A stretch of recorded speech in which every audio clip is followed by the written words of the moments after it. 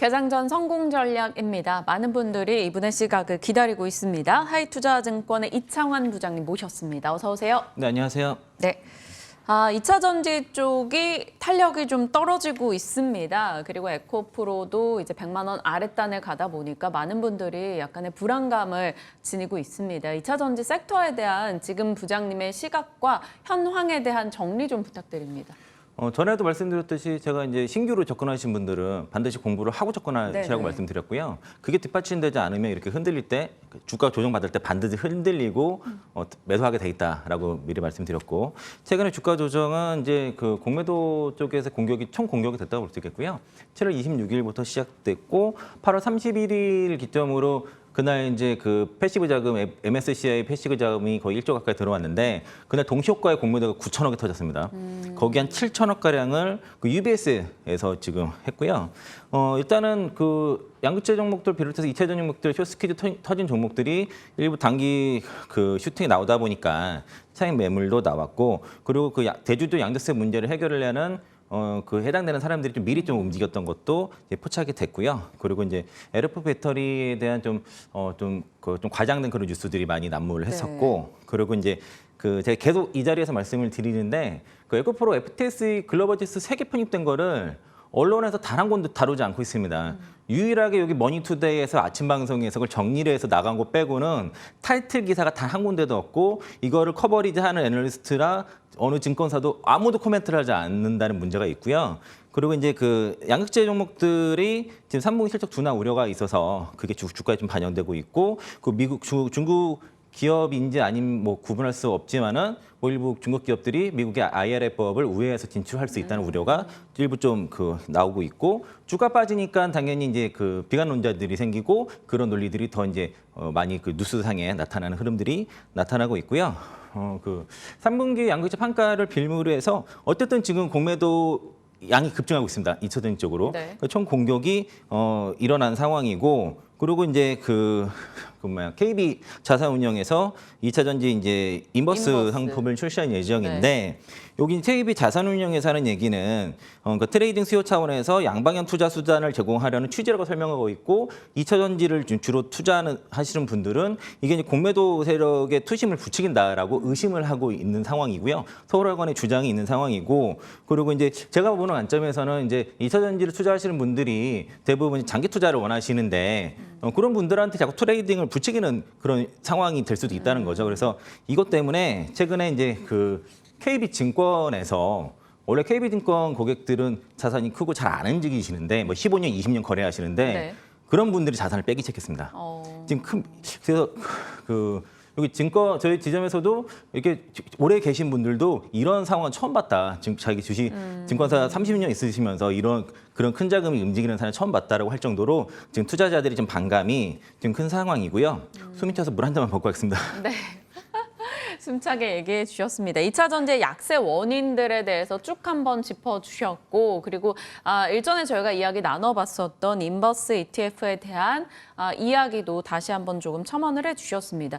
2차 전지 쪽에 대해서 이제 조금 비관적인 분석이 나오는 내용들을 들여다보면 6월 이후로 양극재 이런 수출 데이터들이 조금 부진하다라는 점을 꼽고 있거든요. 그 부분에 대한 코멘트는요? 예, 제가 그래서 그 그림을 가져왔는데 혹시 제공이 되나 모르겠는데요. 준비가 아마 돼 있을 겁니다. 네, 전달해 그 주신 양극재 내용. 네. 수출액 데이터가 있습니다. 그게 이제 월간으로 나온 건데, 저 왼쪽 그림이 보시면은 양극재 수출액 데이터가 그대로 그래프로 나타난 거고요. 오른쪽 그림이 에코프로 BM의 주봉 차트입니다. 그런데 저 박스 친 기간이 언제냐면은 작년입니다. 2022년 1월과 작년 연말까지 1년간의 양극재 수출액 데이터인데, 지금 그러고 나서 올해 것까지 연결됐거든요. 그 양극재 수출액 데이터랑 에코프로 BM의 주봉 차트가 거의 일치한다는 걸 수 있는데, 네. 원래는 제가 화살표로 저렇게 그어놓은 걸 보면 저렇게 주가가 올라갔어야 됩니다. 실적이 에코프로 BM은 작년에 영업이익이 270% 올라갔거든요. 그럼 3.7배, 3배 이상 올라간 건데 주가가 빠졌어요, 올해요. 그래서 저렇게 올라갔을 때 주가가 올해 한 번에 일단 30만 원 라인까지 단번에 반영이 된 거고요. 그러고 나서 올해 실적 성장분만큼 올라가다가 일부 오버슈팅이 나왔던 겁니다. 그래서 이제 그 조정이 좀 불가피했던 것이고, 제가 이제 저거 이제 차트는 저거는 이제 지난번 예전에 제가 에코프로비의 적정 주가 산정할 때를 약간 수정을 했습니다. 일단은 그 공장 가동률 90%를 잡았고요. 그리고 영업이익률은 양극재 가격이랑 영업이익률은 그대로 잡았는데 저기서 이제 그 적정 PR을 그 POR을 잡았죠. 제가 영업이익 배수를 네. 왜 저렇게 지금 올해 작년에 80배, 올해 70배 쭉 10배씩 해서 이제 2027년도에 30배를 잡아놨는데 저렇게 잡은 이유가 포스코 퓨처엠이 2030년도에 그 시가총액 100조를 목표를 줬거든요.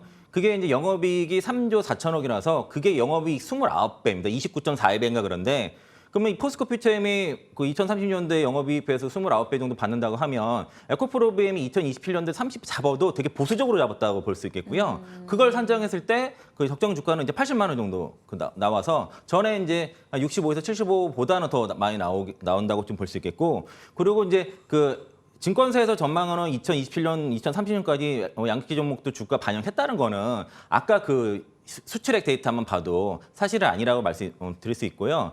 2022년 1월 1분기만 해도 에코프로 BM의 매출 컨센서스가 작년에 2022년도 2조에서 3조, 올해 4조, 2024년도 6조 수준이었거든요.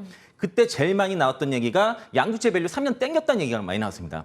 그런데 실제로 작년에 5조 3천억 매출 나왔고 올해 8조에서 10조 얘기 나오고 있고 회사 가이던스가 10조거든요. 저는 대략 9조 정도 보는데 그러니까 이게 이제 맨날 잘 맞지 않는다는 거죠. 내년 1년 지나면 이거 또 바뀔 수 있습니다. 그리고 지금 에코프로 BM의 71만 톤 캐파가 프리미엄 것만 얘기하는 거고요. 네. 뭐 LOL이라든가 아니면 LFP, 소듐 그런 이제 다른 하이엔드 프리미엄급 외의 양극재는 캐파에 안 들어갔어요. 그래서 향후 캐파가 더 늘어날 것이고 제 LG 에너지 솔루션과의 이제 계약 얘기가 좀 많이 외자가 되고 있는데 실제 계약이 되게 되면 당연히 이제 더 이제 캐파가 늘어날 수밖에 없거든요.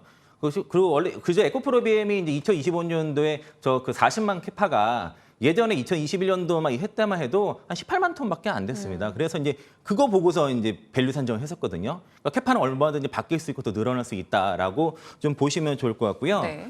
시애틀에 우회적으로 포드랑 기술 라이센스라든가 고시원 미국 중국 지치라 이런 노이즈가 있는데 2026년 정도까지 7년까지 가동률을 보면은 배터리 3사가 17개 정도에서 미국에서 공장을 짓고 있고요. 총 합산 생산 캐파가 615.5기가와트인데 지금 파나소닉이 현재 미국에서 갖고 있는 공장 캐파가 50기가와트시고 추가 공장 더 하게 되면 80기가와트시거든요. 그럼 둘을 합치면 87대 13이에요. 그러니까 우리나라 기업들이 미국 시장에서 2027년까지 적어도 87%의 배터리 쪽에서의 점유율을 가질 수 있는 건데 그럼 중국이 지금 고시원 같은 경우는 최대주가 폭스바겐이니까 점유율을 중국 넣을 수가 없을 거고 그리고 EV의 에너지 중국 진출한다 하지만 지분 10% 이거거든요. 그래서 사실 그게 중국으로 넣을 수 있을지 모르겠지만 그냥 또 크게 쳐서 그럼 파나소닉보다는 적을 거라고 보고서 그럼 7%만 줘도 적어도 2027년까지는 국내 배터리 3사가 미국 시장에서 80% 이상의 점유율을 가질 수 있다는 그냥 수치적으로 계산이 나오거든요. 사실상 독과점입니다. 이렇게 되면.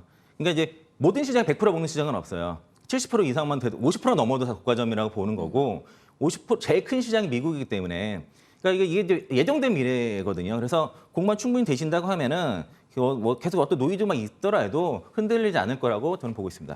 네. 지금 유튜브 시청자분이 이제 오늘 긴장을 많이 하신 것 같다. 그게 아니고 달려오셔가지고 뛰어왔어요. 숨이 차셔서 그러신 겁니다. 그런 가운데서 이제 뷰를 좀 피력해 주셨으니까 말씀 주신 내용들 잘 기억해 보시길 바라겠고요. 로봇주 얘기 좀 여쭤볼게요. 지난주 출연 때 로봇주가 이제 조금 부담스러운 자리다라고 언급해 주셨는데 주 후반까지 흐름이야 당연히 괜찮았고 어제도 괜찮았지만 어제 장중 변동이 좀 심했고 오후에 상승분을 꽤 많이 토해낸 업체들이 늘었다라는 점에서 그 뷰가 여전하신지 확인받고 싶습니다. 그러니까 결국에는 두산 로보틱스 상장 일정에 맞춰서 좀 움직였던 것 같고요. 어제 이제 윗꼬리 안 달고 안 빠진 게 두산밖에 없었습니다, 사실상. 그리고 두산 로보틱스가 이제 어제부터 9월 11일부터 15일까지 국내 기관 수요 예측을 실시할 예정인데요. 네네. 희망 공모가가 21,000원에서 26,000원이라서 이게 대략 한 1조 한 7천억 정도 되나요? 그 정도 되는 것 같고 대략 이게 이제 레이린보우 로보틱스가 지금 4조거든요. 시가총액. 그 매출액이 그 두산 로보틱스보다 적어요. 적자가 230억이 넘은 상황이고 두산 로보틱스가 한 99억 정도 적자고 그래서 매출이 좀 더 많으니까 네. 뭐 그 정도는 받을 수 있지 않나 이런 얘기가 있는데 어저께 이제 그 메리츠증권에서 그 임플라이드 퍼 밸류에이션을 2026년 기준으로 1조 9천억 정도 잡아놨는데 이게 매출 성장의 그 액을 성장률을 연간 이제 53.9% 잡아놨더라고요, 이 성장액이. 그런데 이제 그 실제로 전 세계 협동 로봇 시장에 2020년부터 2026년까지 연평균 41.8% 성장을 전망하고 있고요. 국내 협동 로봇 시장은 2020년부터 2026년까지 그 44.1% 성장할 것으로 지금 예상을 하고 있는데 네. 그거보다는 좀 두산 로보틱스에 대한 밸류 좀 높게 잡은 것 같습니다. 그래서 지금 공모가가 조금 좀 그 고평가 논란이 있을 수 있고 사실 지금 로봇 기업들이 일부 흑자가 나는 기업도 있지만 대부분 적자 기업이 많기 때문에 이렇게 적자가 나는 기업에 대해서 이렇게 시가총액 많이 높여줄 수는 있느냐 이거에 대한 논란 분명히 있거든요. 그게 부담되는 건 사실인데 지금은 이제 그런 실적을 반영하는 것보다 미래에 이제 그 성장이 이렇게 나눈 산업이고 성장 가치가 있다고 보고서 그런 기대 심리가 현 시장에서 반영되고 있다고 볼 거고요. 그러니까 밸류를 얼마 뭐 몇 년 땡기고 이런 자체가 사실 말이 안 되고 그냥 지금의 심리를 반영하고 있는 겁니다. 그래서 이제 저런 심리가 또 흔들리고 또 어느 정도 고평가 논란이 계속 있다 보면은 또 조정이 나오고 그게 이제 기대감에서 산업의 성장과 나중에 이제 그게 실적으로 연결되기까지는 분명히 시간이 있기 때문에 지금부터 저런 종목들을 막 지금 사서 장기로 보시는 것보다 어느 정도에서는 이제 이벤트가 이제 일단락 되는 기간이 다가오거든요. 한 9월 15일 전까지는 일단 매도 관점에서 일단 드리겠고요. 이후에 이제 그 와중에서 옥석가리가 또 됩니다. 네. 실제로 넘버스가 나오는 종목들이 나오고 그리고 그런 기회들은 계속 있으니까 그러니까 로봇 산업이 끝났다는 게 아니라 앞으로 굉장히 성장성이 크고 앞으로 투자할 산업 맞는데 이번 사이클에서는 좀 단기 고점 시그널이 나오고 있다라고 정도로 이해하시면 좋을 것 같습니다. 리스크 관리를 뒀다가 이후에 9월 15일 이후에 다시 또 관심을 둘 만한 타이밍이 올 때 한 번 더 언급 주시기로 하셨으니까요. 로봇주에 대해서 부장님 의견에 동의하시는 분들은 같이 대응해 보시길 바랍니다. 저희 공략주 갔다가 시간 허락하면 질문 추가적으로 이어갈게요. 오늘 개장 전 공략주가 코인테크네요. 네, 그 2차 전지 장비 종목이고요. 2차 전지 자동화 시스템 기업인데 이 동기업 이제 탑 머티리얼즈가 수주가 되면은 거기에 자동화 설비를 납품하면서 같이 이제 실적이 올라가는 구조인데 일단 그 2차 전지 장비 쪽은 특징이 전체적으로 2분기 사상 기대 실적이 수주 잔고가 좋고 이게 3분기로 이어지고 하반기에 대규모 수주 기대감이 있다는 게 공통적인 특징인데 코인테크도 마찬가지고요. 2분기 그 어닝 서프라이즈가 이제 영업이익에서 나왔고 수주 잔고도 상반기에 지금 거의 3,500억 가까이 나와서 지금 동사에 올해 목표치를 다 거의 다 채운 상태입니다. 그리고 이제 이게 이제 작년에 수주한 게 2분기 매출 이어지면서 최대 실적이 나오고 있고 그리고 이제 하반기에 그 수주 한 2천억까지도 기대를 해보고 있는 상황이고요. 그리고 아까 말씀드린 대로 2분기 때 영업이익에 126억 정도 나와서 400% 성장이 나왔고 그리고 이제 이게 3분기도 지금 수주액을 바탕으로 해서 영업이익 100억 이상 나오지 않겠냐라고 봤을 때는 3분기 실적도 상당히 좋다라고 볼 수 있겠고요.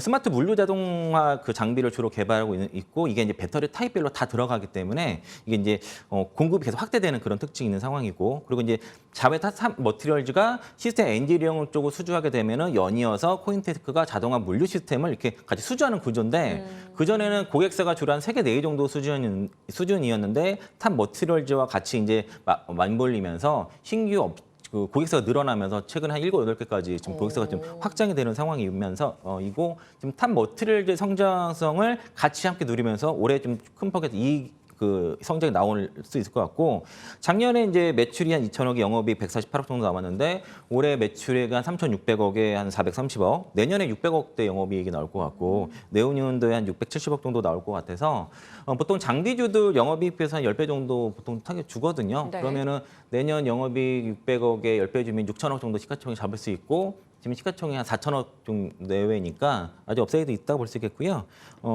지금 저쪽 시가총액 6천억이면은 57,600원 정도 나옵니다. 그러면 지금 주가 4만 원 안팎이니까 아직도 업사이드 좀 충분히 있다라고 좀 말씀드리겠고 그리고 제가 이거 방송에서 머니투데이 방송 많이 보시는지 요새 얘기하면 시가가 갭이 자꾸 뜨더라고요. 그래서 갭 뜰 때 따라가지 마시고 장님 조정 때 장기 눌림 시에 매수 관점 의견 드리겠고 손저가 32,000원 드리겠습니다. 네.